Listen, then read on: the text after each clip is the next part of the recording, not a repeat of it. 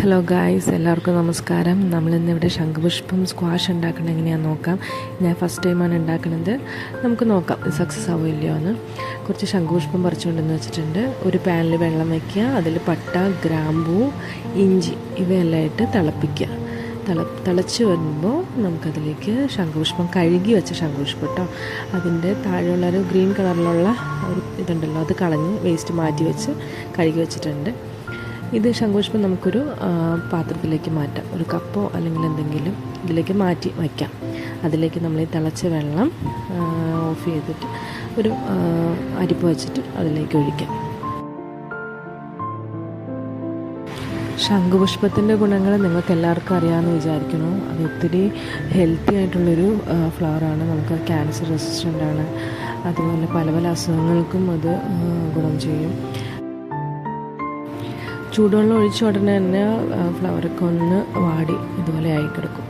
അത് കഴിഞ്ഞ് നമുക്കതൊന്ന് കുറച്ച് നേരം അടച്ചു വയ്ക്കാം. ആ ഒരു കളറൊക്കെ അതിലേക്ക് വരട്ടെ. ആ ഒരു വെള്ളത്തിലേക്ക് ആ ഒരു കളറൊക്കെ വരുന്നവരെ നമുക്ക് അടച്ചു വയ്ക്കാം ഒരു 5-10 മിനിറ്റ്. ആ സമയം കൊണ്ട് നമുക്ക് കുറച്ച് ഒരു വെള്ളം ഉണ്ടാക്കിയെടുക്കാം. അതെന്ന് വെച്ചിട്ടുണ്ടെങ്കിൽ നമ്മൾ സാധാ വെള്ളം, അതിലേക്ക് പഞ്ചസാരൻ്റെ ആവശ്യത്തിന് മധുരം ചേർക്കുക. പഞ്ചസാര ചേർത്ത് ഒന്ന് ഇളക്കി കൊടുക്കുക. പഞ്ചസാര അലിയണ വരെ ഇളക്കി കൊടുക്കുക.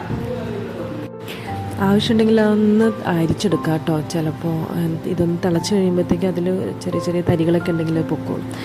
അതിന് ശേഷം നമ്മൾ അടച്ചു വെച്ചിരിക്കുന്ന ശംഖുപുഷ്പത്തിൻ്റെ വെള്ളം ഒന്ന് തുറന്ന് നോക്കുക. അപ്പോൾ അതിൻ്റെ കളർ മാറിയിട്ട് നല്ല നീല കളർ വന്നിട്ടുണ്ട്. അതിന് ശേഷം നമ്മൾ ഈ ശംഖുപുഷ്പം അതിനിപ്പോൾ ആവശ്യമില്ല, അത് നമുക്കതെടുത്ത് മാറ്റാം. ആ വെള്ളത്തിൽ നിന്ന് എടുത്ത് മാറ്റാം. ഒന്നെങ്കിൽ അരിച്ചെടുക്കുമ്പോൾ നല്ല ചൂടുണ്ടാവും കേട്ടോ. കയ്യിലേക്കൊക്കെ ചൂടടിക്കും. രണ്ടും നമുക്ക് സ്പൂൺ വെച്ച് കോരിയെടുക്കുകയോ അല്ലെങ്കിൽ അരിച്ചെടുക്കുകയോ അങ്ങനെയാണ് ചെയ്യുക.